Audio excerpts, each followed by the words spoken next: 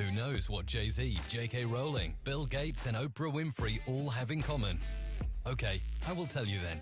They have all overcome failure in one shape or form to go on to gain success in their respective careers. Welcome to My Perfect Failure. Join us as we delve into the world of our perfect failures. We will interview, explore, and discuss how our perfect failures can lead us to success. Join us and tune in. Welcome everybody to another episode of My Perfect Failure. Today, I'm super delighted because I have another amazing guest for you. So, my guest today, her husband passed away suddenly in November 2013. And during her time of grieving, she had to take control of her family's finances and learn how to navigate this new season in her life. Today, she has made it her life's work to help other widows and widowers to navigate their own financial decisions in the first days, weeks, and months of widowhood and for the years to follow. So a very, very, very, very warm welcome to My Perfect Failure. Donna Kendrick, how are you, Donna? I'm doing well today, Paul. Thank you for that very kind introduction. I appreciate it. Well, thank you for being here today, and I'm excited to have a conversation with you. I always like to listen to research guests to a degree. I don't want to do it completely because, you want to have that mystique and that organic spontaneity of conversation and finding things out. But when I became aware of your journey, I was like, wow, what you're doing now and today and the way that you've processed things, I think is extraordinary. And I love your podcast. I alluded to it before we hit the record button. We'll talk about that in a second, but your podcast, your delivery with your colleague is just brilliant. So it just made it I was even more delighted to get you on the podcast today. Thank you for that wonderful compliment. And the podcast is something that means a lot to me. It's an organic conversation to try to help listeners out there. And it's exactly what you're doing here on The Perfect Failure. And so I'm happy to continue the conversation and another place to share message and growth for listeners. So thank you. So I wanted to ask a random question before we kick off. So listening to your podcast today, or maybe Friday, I listened to this episode, but it was one where you spoke about you're a runner, right? You like marathons? I do. And I've always been envious of people that can run marathons and long distances and stuff. I don't mind playing squash, badminton, those types of things, and playing football like we do in the UK. But doing marathons and stuff, I listen keenly that you run marathons. So I was keen. What is the mindset to actually? Do you enjoy running, and is there something where people can get to the point where they can maybe, I don't know if there are little things that we can do to embrace long distance running? Yeah, definitely. So I guess I'll share a little bit about how I got introduced to long distance running. Oh, yeah, lovely. And that will tell a little bit about how I handle that. And you'll learn a little bit about me about how I handle life by how I handle long distance running. So background, I was always athletic. I was that kid that couldn't sit still, right? My parents, we grew up in Philadelphia, PA. And so we call them row homes, 88 houses all strung together. And you were playing with all the kids on the block. And I was hyper, let's just say. My mom would open the screen door, let me out, and I would just go running, and she'd call me back in when it became dark. Like no one saw me, and I was tired and exhausted because I just loved to be outside. I loved to run. So I played field hockey and sports all through high school and college. And then would just stay in shape. Now, my late husband and I, he worked for the Homeland Security. So we moved abroad. So we moved to Rome, Italy. It was almost like a military life. We would just keep moving every few years.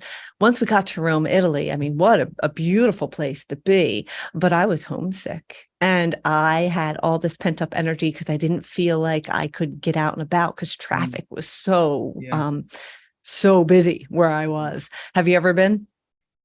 You know what? I haven't been to Rome. It's one of them countries that it feels odd saying I haven't been to Rome because I'm based in the UK and I'm so close to Rome. I get my family from Barbados. When they come to England, they go to pretty much all over Europe, and I'm sure most of them in Barbados have been to Rome, and I haven't, and I'm the closest to Rome. So it's a long way of answering your question. I haven't.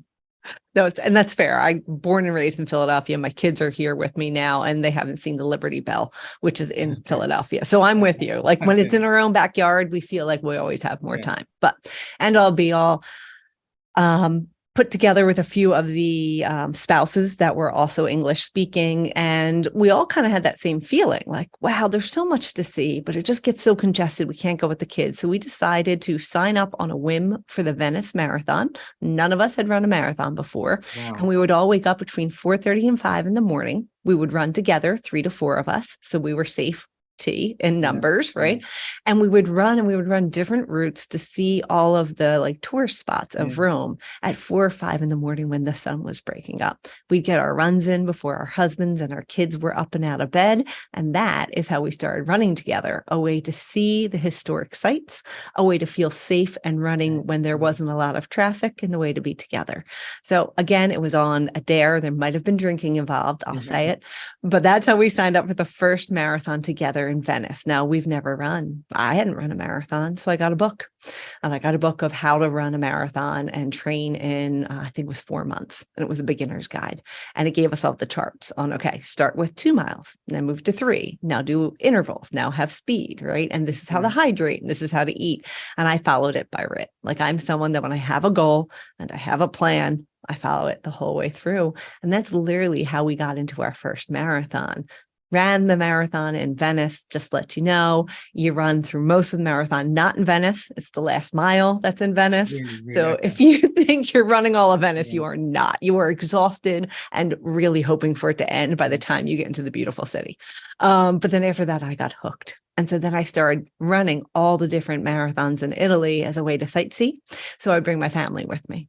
So then we'd go to Florence, and then we would do the Rome one, and then we'd go and do one in France as a way for me to have a goal to go see those towns, right? Because we're so close. For me, like hopping states in the US, when we lived in Italy was hopping states there. So that's how I started to get into marathon running. When I came back stateside and my husband had passed, I turned it into fundraising because I was going to do it anyway to keep my clarity and my sense of stability clear. I turned running into something we love to do that was kind of for sightseeing and for good health, right? And for mental stability, into a way to raise funds too, for awareness after my husband passed. And so many things that are percolating in my head. So I love the idea of doing a marathon or something, but you put these other sort of markers involved as well. Like I get to see Paris or somewhere in France, or I get to see a city in Italy or another European city. And that, I guess you entwine that into the idea of running a marathon. And I would imagine that helps with motivation and maybe retaining that discipline. It does. And on top of it, I'm incredibly cheap. So if I book a hotel for my kids and train tickets, I'm running it because now I have money behind it. So everyone, please know that also. Yeah. So question, did you ever come to London? Did you ever do the London Marathon? I did not do the London Marathon, but Greg and I had our honeymoon in London. So I'll tell you that. Okay. So you got to see it. You got to see London in some respects. Okay. So thank you for that. You've given me some new pointers on if I get to the point where a marathon becomes something that I seriously consider, I can think about cities and so forth. And actually, this part, but my last part on that is actually to maybe partner with 1 or 2 people as well. So I think that will help with in terms of motivation. Yeah, having a destination at the end makes it a little fun, but having that accountability is really important because many of times when the alarm goes off and it's dark, right, or it's cold, you'll roll over and be like, I'll do it later, right? Or I'll run double this weekend. Doesn't work that way when you have a plan that you're following, but to have someone else that you know is waking up, that is waiting for you, right? That accountability, you're very likely to show up that day to run together. The friendships I made along the runs were incredible and still are. Years later, we still try to meet up at least once a year. To now, we don't run as far, right? Because we don't have one another training. We're scattered throughout the US, but we do a lighthouse run. We pick a town with a lighthouse and we do a 3 to 5 mile run to a lighthouse. Amazing. It's sweet. Amazing. Was there a favorite one that you did?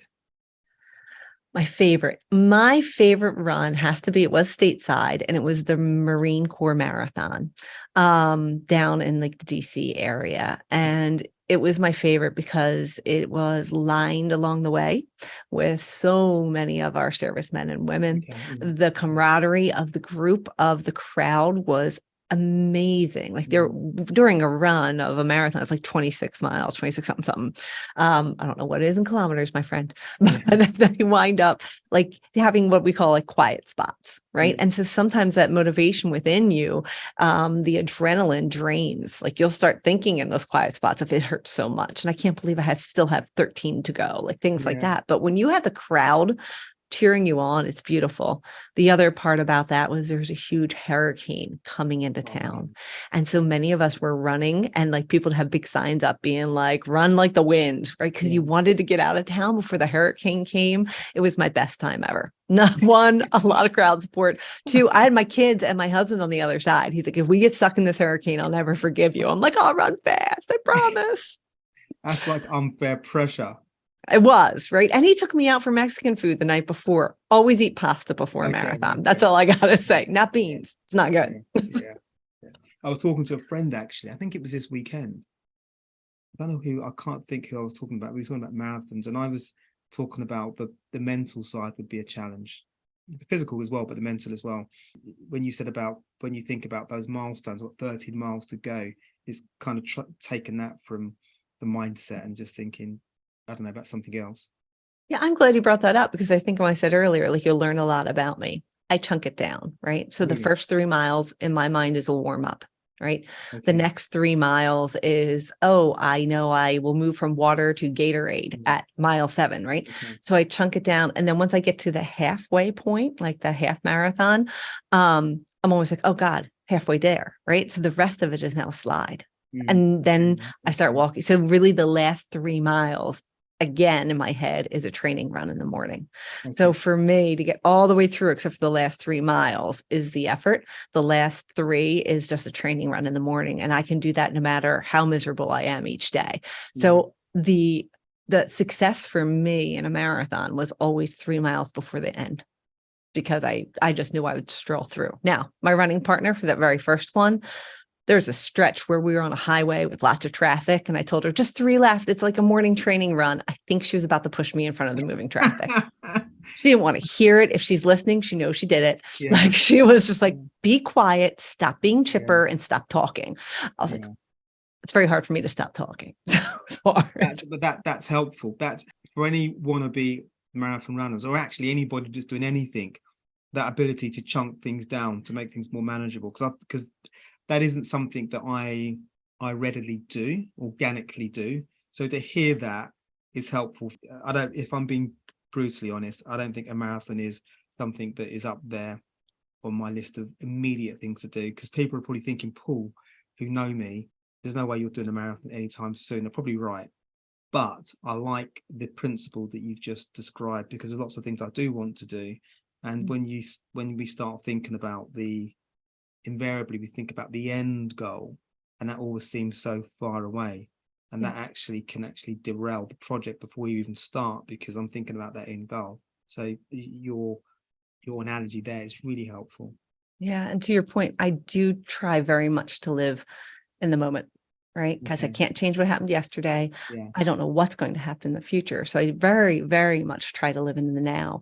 And I don't know if I always did, but in running I did, because I always remember to myself, and I would say it as a mantra in my head, I can't control what God does, right? Like if this hurricane blows in, I can't control that.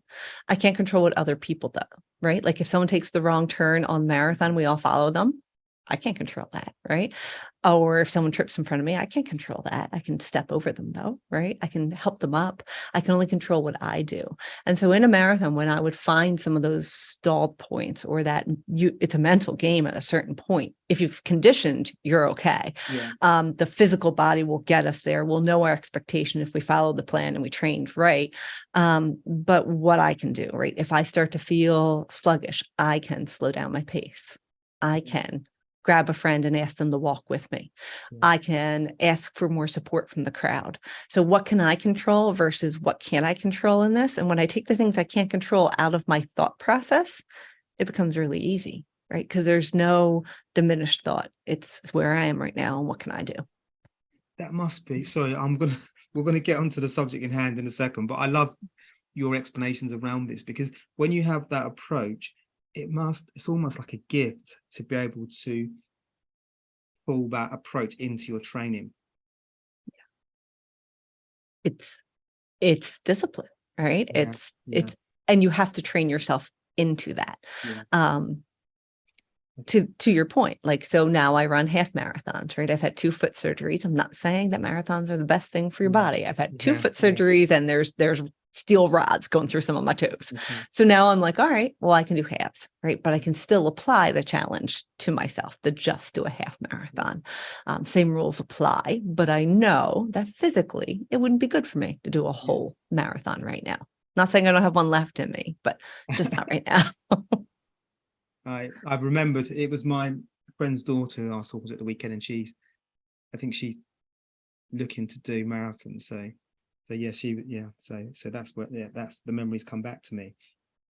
So I was keen to get into the amazing work that you're doing today. So November 2013 was I guess, an incredibly difficult time for you, where you lost your husband. If I can invite you maybe to convey what happened around that period and how you decided that you were going to pivot your life as it were then. Yeah, definitely. So happy to share the story. So as I said, like, I lived abroad, right? And when my husband and I made the decision to follow his career abroad, I gave up my career to follow his. Just the way that it worked, I couldn't continue being employed with that employer while living abroad. So gave up my career, which was great. I wound up teaching English to Italian kids when we lived abroad. We had 3 young kids when we went abroad, and came back stateside after our tour was over in late 2011, moved back to the Philadelphia area in 2013. We had only moved to this area probably about 2 or 3 months before Greg passed. So he passed away suddenly. He had taken his own life. And that itself had a barrel of emotions to deal with. But here I stood in the front of my house, just finding my husband, with an 8-year-old, an 11-year-old, and a 12-year-old. And I was like, oh shit, how am I going to do this? Sorry to curse, but that's exactly how I felt. I was only making about $17,000 working part-time in the kids' school, because we had just moved to the area. So just kind of working part-time, getting my kids familiar with the school, trying to figure out where we go next. Greg traveled a lot with work, so I had to be really flexible with my schedule. And I didn't know what to do next. The good thing was Greg and I had a financial planner when we were younger, before we started moving abroad. And so we knew we had life insurance. So I knew in the back of my mind, like, okay, my kids are going to eat, I'll be able to keep my house, and I'll probably be able to educate them at some point. That was a really comforting feeling for me, because of that question mark of, oh my God, we just lost a full-time salary. I just lost everyone who was funding retirement. I lost the love of my life. Like, now what? So I took about 2 years continuing to work that job, trying to keep the kids involved in school, because they had just gone into the school district, but knew that I had to go back to work. I had to start earning an income. I wasn't going to make this life insurance or any of his benefits from work last for a lifetime. And what was I going to do? And I felt like this is my one choice, to make a choice in life. And I looked at it as an opportunity to go back into work and add value. And how was I going to add value to my community, the community that took care of me after Greg passed? You have to think we had just moved to this area 2 to 3 months before.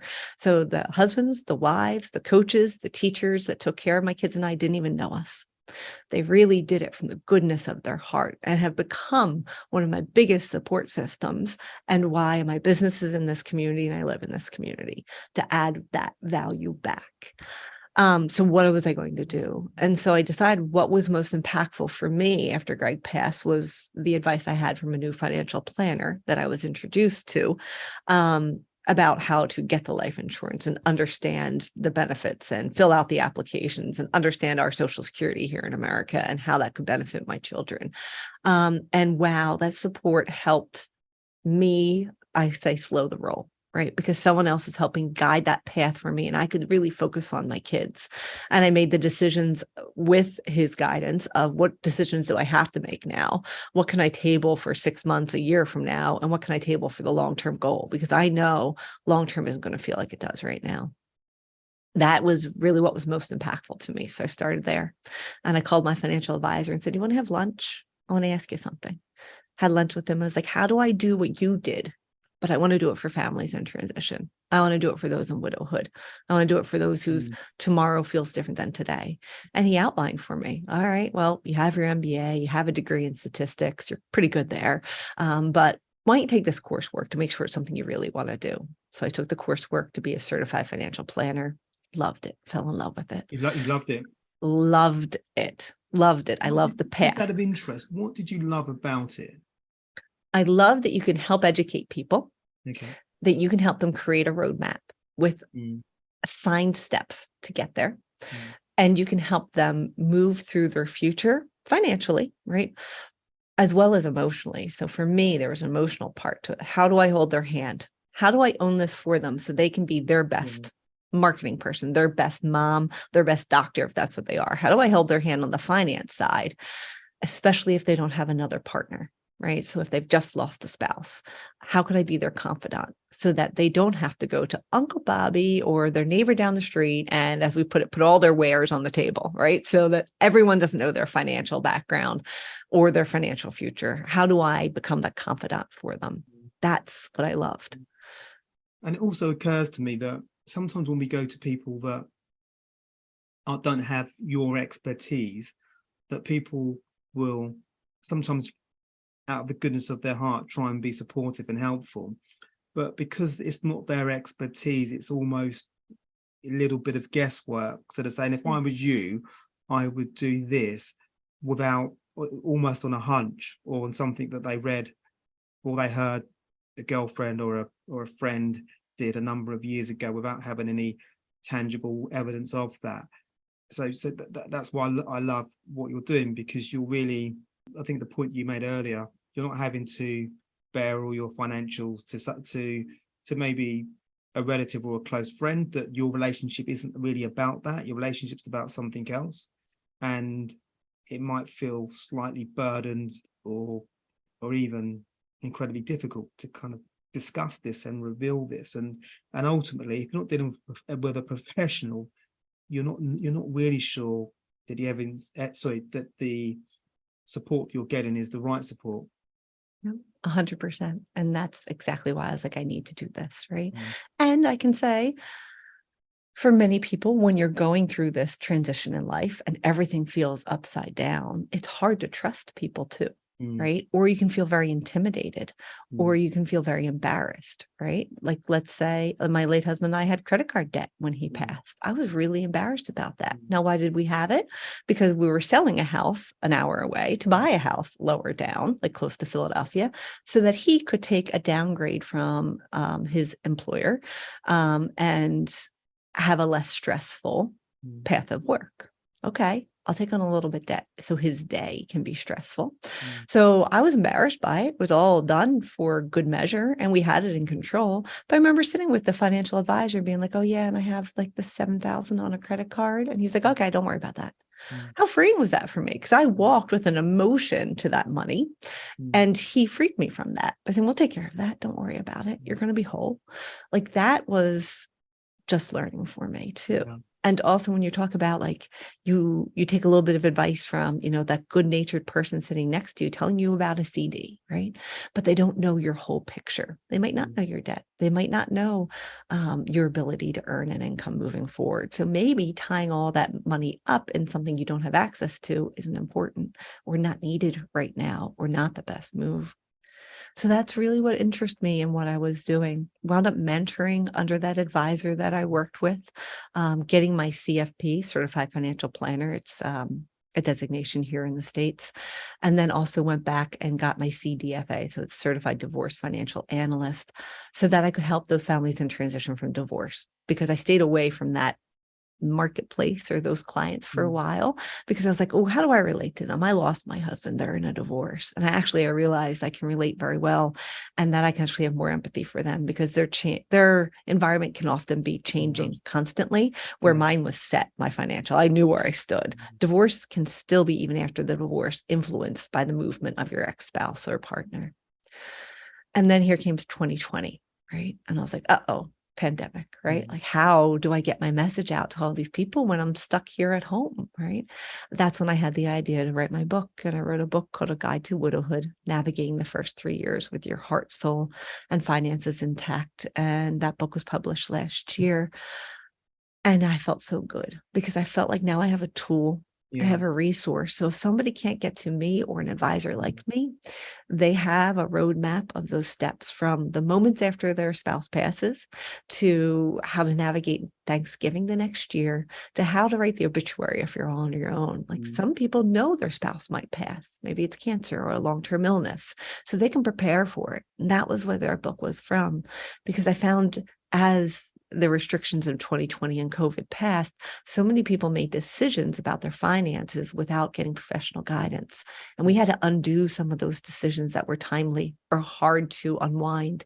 So I hope that that book was in their hands to help give them at least a guide path, or how to interview a financial advisor to find the person that's right for you. Okay, that's interesting. That made me feel so good to have those resources, those quick PDF documents of, how to organize your documents, or where to put your personal information, right, in case something should happen to you, and now you're the only spouse available.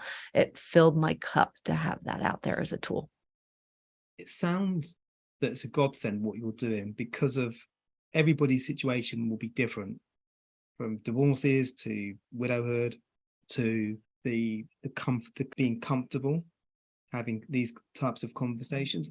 Even something that you said a second ago that I hadn't even occurred to me. It's a logical thing, but it's something that I hadn't occurred to, about maybe making sure that you've got the right financial advisor for you, somebody that gets you, understands you. There's I guess a nicer relationship, because you want to, when you're confiding quite sensitive information with somebody, ideally you want it to be a relationship where it's cordial. And it's not, having listened to one of your episodes, you talked about the idea of connecting with families and taking away some of the fear and some of the intimidation that exists when we talk about financials. And that definitely resonated with me, the fact that if somebody can take you by the hand, educate you, get you to do the right things, upskill you,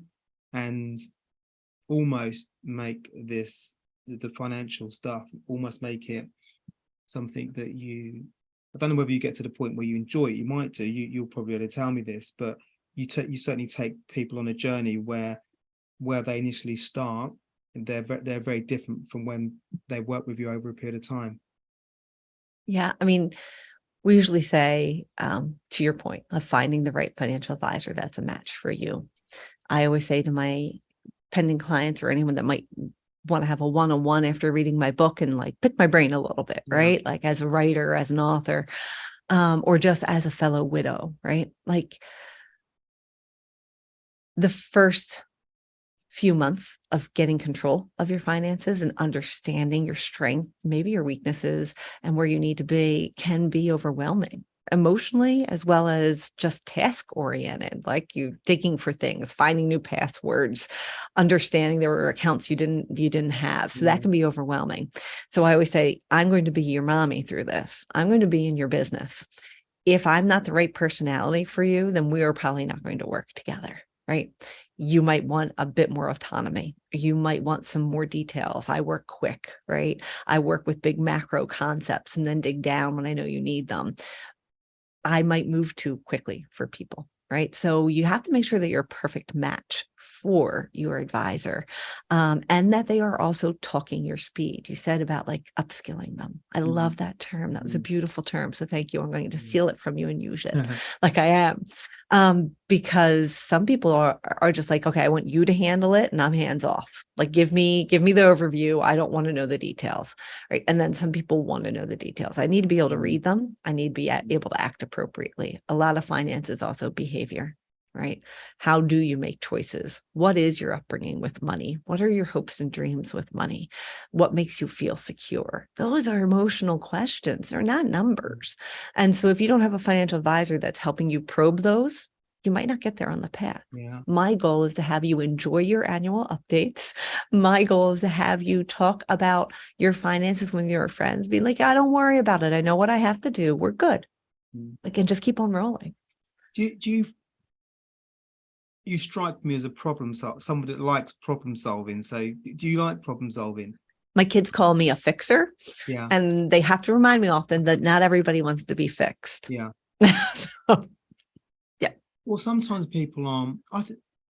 I think people want to be fixed, but I think it's being, I don't know this is just an assumption. This is just, I guess, a thought that it's kind of being brave enough to admit that there's an area where we do need support, because it's sometimes we want to keep everything there, particularly guys. We tend to want to carry everything with us and do everything independently without acknowledging, and actually some help would be the best thing ever.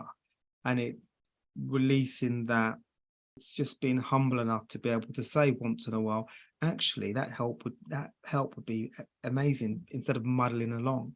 Yeah. It's being vulnerable to know being that vulnerable, maybe that's what you I was need looking that. for.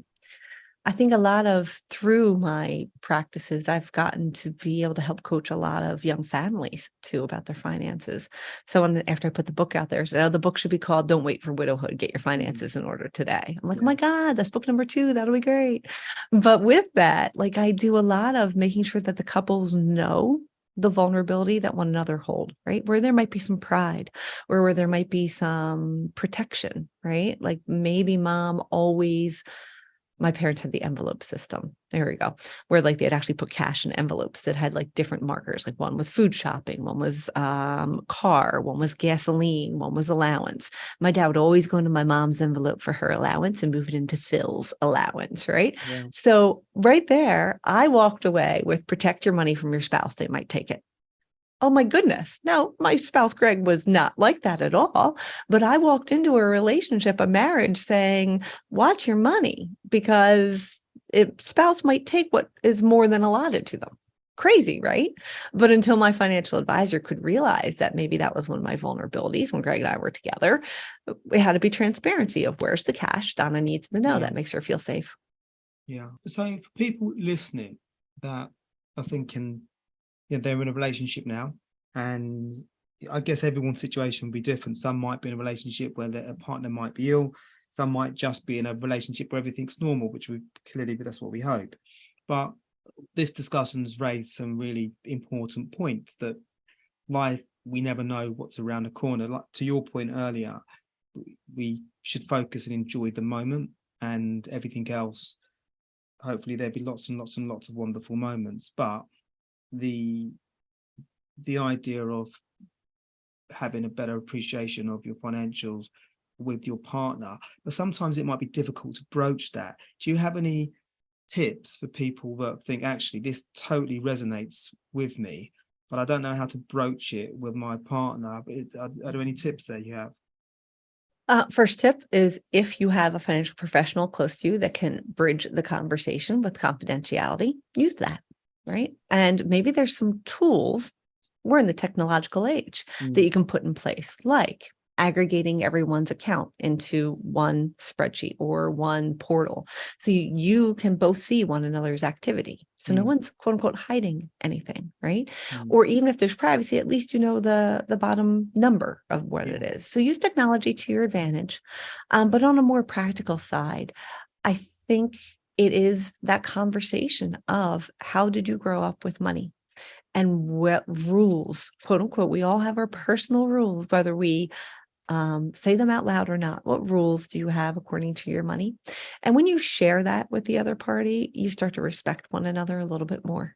Right. So, yeah, maybe he needs to have one account that's just in his name, even though Yeah. we're married, because he likes to give gifts or he likes to go on a trip and he doesn't want to take it out of the family funds. You have to talk about that. Right. Where I'm remarried now, we have everything in one, and my husband doesn't even bother to see it. I have to force him to sit down to take a look. I do, because Because I'm you've like, got what it if covered. something happens to me? You need to Yeah. know where everything is. He's like, I'm sure you have good financial advisor friends that'll take care of Yeah. me. I'm like, no, that's not it. But that's it. So it makes me feel happy that once a month he'll sit down and look at it and humor me, even if he's not paying attention. Right. And for him, it feels good to say, Donna's got all the finances. I'm good. I'm out. I'm going to go do great things with the kids. Have a good day.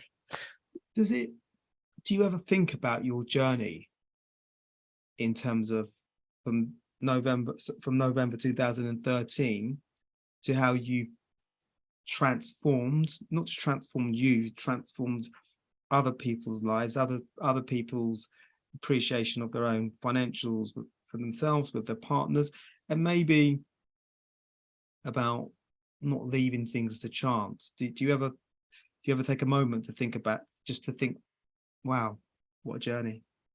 Definitely, we're moving on 10 years. This November will be Yeah. 10 years since my husband 2023, yeah. passed. And those numbers are significant, right? And I look at where my kids are, right? Where I am. I'm a very different person than where I was when we lost Greg. From my personality, I mean, I'm still me, but I'm much more focused. I'm much more driven. Driven for the family values, but the community values. Yeah. I have a wonderful opportunity to give back in this career and in the service that I give to my clients. So, yeah, I think of it often. And I also think about what a privilege it is to be given this chance and this clarity to say, okay, I was given lemons, right, when Greg passed. I'm in control of what comes next. So let's make some lemonade, right? You've heard that term, when life gives you lemons. I love that term. I love that term. And that was it. Like, I'm going to make this as sweet, and sometimes life is sour, right? Just like lemonade, but I'm going to go through it. And I don't know if I'm doing it right, but if I'm doing it with a vision, if I'm doing it with a goal in mind, if I'm doing it with the right internal guide, then I'm doing it well. Who's to tell me I'm not? Right. And if my opportunity is to help take care of my family, to educate my kids, we're a blended family now with 6 kids. If I can put 6 beautiful people on this earth to do good things, wow, that's a big benefit too. So it's not just the work I do here. It's the work I do by raising my children and having my own kids who lost their dad so young be able to become role models for other young children without parents. That's really important for me. Yeah.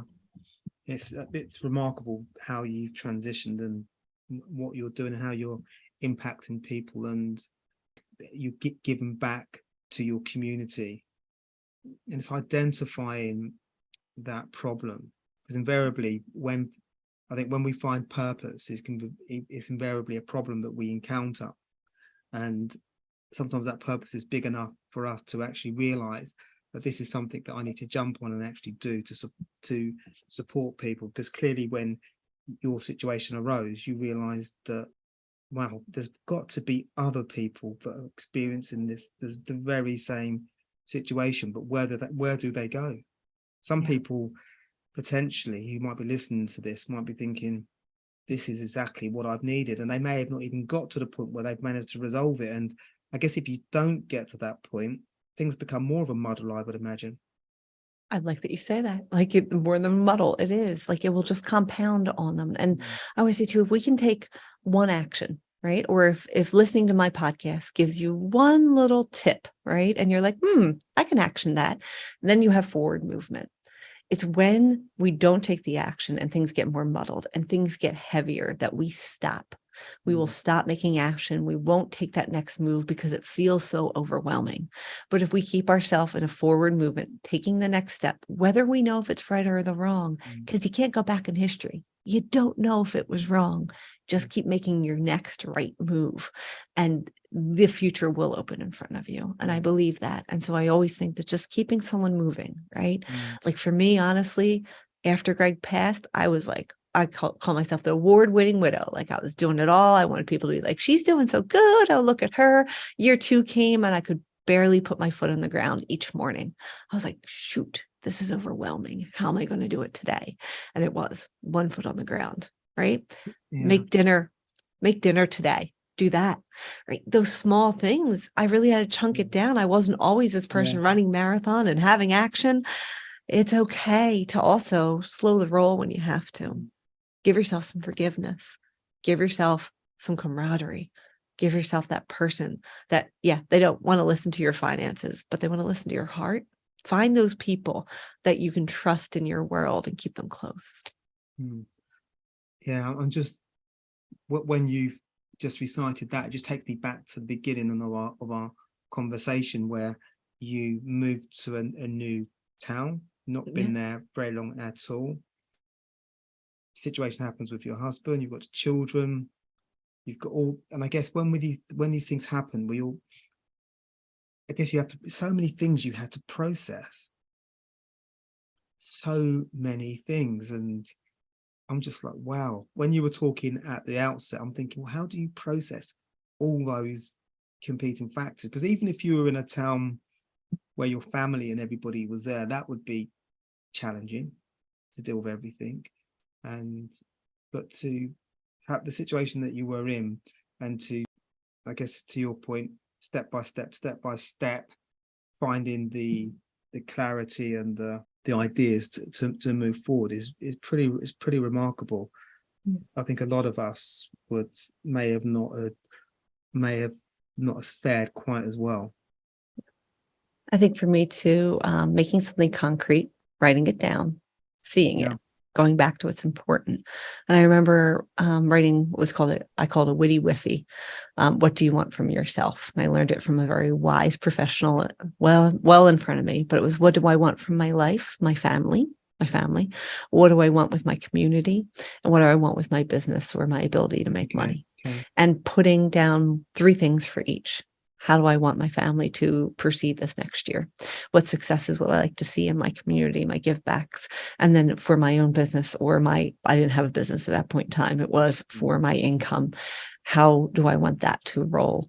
And just focusing on those three areas of life was doable, was manageable, and you can change them a little bit as life changes, right? So it's almost like a compass, it feels. Yeah, it does. It's like a compass. And was that quite early on that you decided to embrace that approach? It was labeled as a witty whiffy probably 3 years later, but I started it just naturally with Post-it notes on my wall. Because you know what? Post-it notes, you can feel accomplished, right? You can put the big ones up there. The big ones are in pink, and then my tasks were in blue. And when I get them done, you can rip them off and you can throw them away. Right? It kind of feels good sometimes, right? Like, sat at Social Security for 14 hours trying to get my benefits straight. Oh, right. Take that Post-it off and throw it away. Done, right? Like we did it. But I'm a visual person. I'm a tactile person at the same time. And I had to, if I get it down on paper, I can calm my brain, right? If I plan the marathon, and I know what my trajectory is, I know what my training program is, I can check the box. I can wake up on Wednesday and run 14 miles with my friends, check box. That's my guidepost, so that my brain doesn't have to make a new roadmap. It sees it. No, I love your analogies. And what's it been like for you personally when you're working with your clients and you see them transition from people that you start off with and it's pretty much a blank canvas and there's a journey to be had, but you see that transformation? What's that been like for you? I equate it to like raising my own kids, right? Like, so my first child graduated college this year, 21. He's a full grown man. He's going to be off on his own. It's hard. You love him so much. You try to educate him so much. You gave him all the tools so he can go out in that world. And you want to see him fly on his own, but at the same time, you're going to miss him so much. And that's how I feel about my clients. They come to me, the world is spinning. We make a roadmap. We get through the first year. The second year, we start to kind of breathe again, right? And I can see them transform a little bit. But year 3 to 5, they actually are, many of them, forward looking. What a relief that is, right? So even though they don't need me as much and I can't hold their hands as tight, I'm so proud to see them in new relationships or standing financially on their own or switching their careers or even just staying home and managing, raising their kids because they still can. They didn't have to go back to the workforce. That is so rewarding, right? And when they hit a bump, they know to come to me. They know I'll make that time. I'm adding a little bit more love into financial planning. There's space for them. Yeah. And I was also thinking about the fact that your clients that you work with, because of the elevation that they're seeing, the confidence that they're seeing, that's going to cascade down to their children. So you're almost creating a generational scenario where the habits that they've got are all good habits because they're all learning these good habits, and a lot of the habits that potentially we don't need anymore, those ones are getting left by the wayside. So it's really, you're supporting generations, really. Yeah, they're becoming role models for their own kids. Yeah. And what I've learned from many of my widows and widowers, that the experience we go through, we often try to help somebody else, right? Like I will tell you, we hear that someone passed young in our neighborhood, people will connect them with me because I've been there, right? Yeah. And so that's when we start sharing experience and wisdom and vulnerability. Oh yeah, I made a misstep here, right? Like I cashed out blank and wow, like that was hard. I took a big tax hit. Or even, I kind of, after I lost so-and-so, I didn't go out much, right? And a lot of my friends fell apart. They were respecting the fact I wanted distance. When here, I was just so sad. I really needed a hug. Like those are the things that we kind of learn to navigate, and we share that wisdom as a community. Another reason why the book is out there, why my support groups are out there, why the podcast is out there. Like we can share education, we can share experiences, we can share our own journeys, and someone's listening. Somebody will learn, and you've just made that person's life a little bit better. Yeah. Isn't that a joy? Yeah, absolutely. And I'm conscious of your time, so I'm gonna let you go in a second. But your tell me about the book. What was it like putting the book together and just pulling together everything that you'd learned, your experiences, and maybe other things came up? What was that whole experience like for you putting the book together? I think I've alluded, I'm a statistician. My degree is in business statistics. I am not statisticians. Yeah, I am not a writer. It doesn't come fluidly.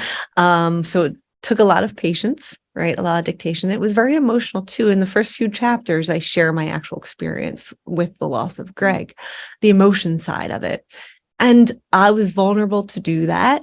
One, because many people, I was quiet for years. I never shared how he died, right? Out of respect for him, because some people have their own viewpoints on taking your own life, from respect of his family, religious backgrounds. I was really quiet about it. But until you understand what that does to a family, to emotions, to decisions while in turmoil, I thought it was fair to share those stories. And people need to know where I came from, because many of what I did next and what I would do again as the life lessons in the book are shared. And so until you know where I was in a decision-making point, I don't think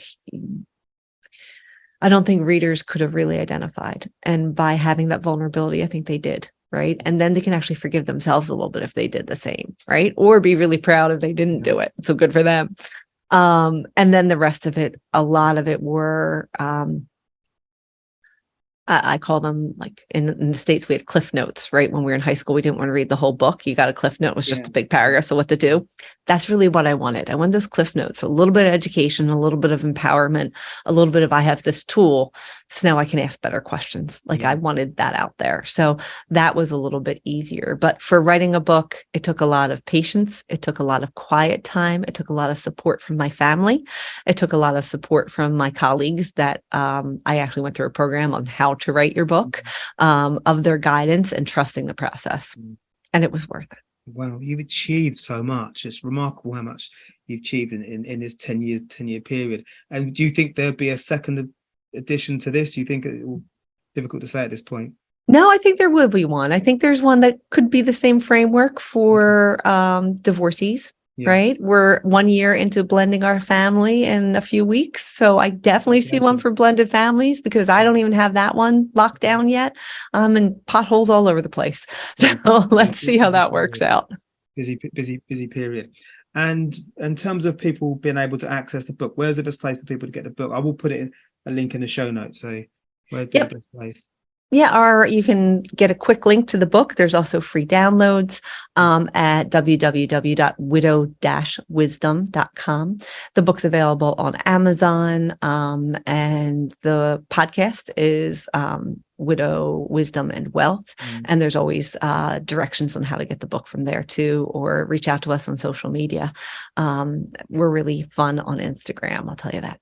So we try to be, at least. We try to add some sunshine to this grief thing and our Widow Wisdom on Instagram. So best ways to find the book. Well, I'll put all the links on the show notes. The podcast is brilliant. Listen to that. We'll continue to listen to that. I will share that as well. Thank you. I think you and your colleague do a wonderful job on that. And so just in terms of clients, so obviously you're stateside. Do you primarily work with clients in the States, or can it be overseas? What does that look like? Yeah, I primarily work with clients in the States. Here in the States, we have regulations where, as financial advisors, we have to be licensed in specific states. So you can just check on the bottom of my websites, and actually tells you what states that we're in. If we're not represented in a state, we can always try to get licensed in that state if that's where the help is needed. So okay, we do get people from the States to listen to this, so hopefully there'll be people that will reach out to you for advice and so forth.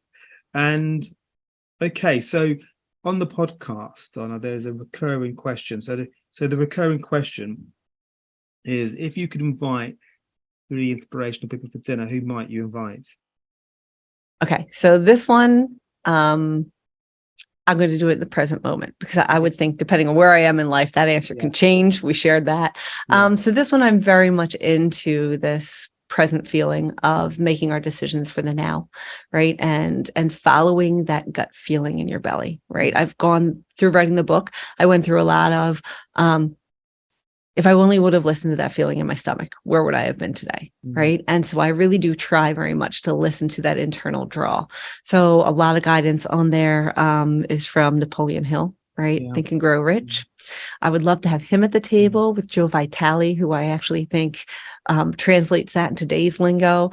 And then also through almost that same, I would like to see these three people have a conversation, and I like to eavesdrop. It would be, I think I'm saying it right, Aziz, Aziz Gazapura, and he wrote Art of Extraordinary Confidence. I would love to see those three gentlemen have a conversation and really clarify what they're doing. And just to hear through the different viewpoints they all have. How do they see this life? How do they see our wealth? How do they see our communities? How do they see us supporting one another? As well as the internal drive for success. Oof, wow. That would be a good dinner. Wow, that would be an amazing dinner. Who was the second one? Sorry, it was Joe somebody, did you say? Oh, Joe Vitale, Vitale. He's another author and a speaker out there. Okay, some stuff for me to research. They're good ones. Donna, it's been amazing having you on the podcast. I was super keen to have you on the podcast and learn more about your journey, the amazing things that you're doing. I would love to have another conversation with you in the future, because I know that your journey is continuous and there's going to be more amazing things that you will be doing. So, but thank you so much for today. It's been a true joy having you on the podcast. Oh, thank you for having me and helping me share the Widow and Wisdom message. I appreciate it. No, you're very welcome. You're very welcome. And thank you, everybody, for tuning into this episode of My Perfect Failure. We're always looking to grow the show, so please do share this episode far and wide, particularly if you know people that are looking to transition those difficult moments. It might be widowhood, it might be divorce, and they need some support and some upskilling with their financial position. Please do really share this episode, and your feedback is most welcome. So always keen to hear about things you like, but equally things you don't like. So you can find me at paul@myperfectfailure.com, or you can find me via the contact page on the website. So until the next time, take care for now. Thanks for listening to My Perfect Failure podcast. Be sure to visit www.myperfectfailure.com to join the conversation. Subscribe to our podcast on iTunes or Google Play. Look out for our next episode.